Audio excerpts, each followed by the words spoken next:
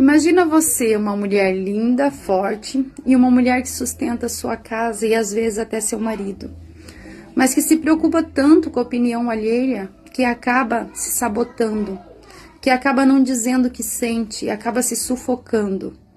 Se você tem um companheiro e você tem vontade de crescer e você quer ser alguém, você quer fazer algo, quer mudar a sua vida, mas o seu companheiro não se mexe, e ela vai aguentando e vai engolindo e vai levando tudo que não dá para levar de medo com que os outros vão reagir. Às vezes medo de ficar sozinha, às vezes medo de não arrumar ninguém.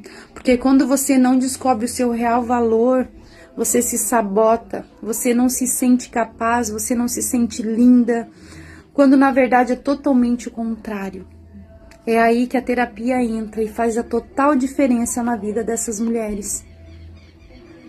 Pedir ajuda nem sempre é fraqueza.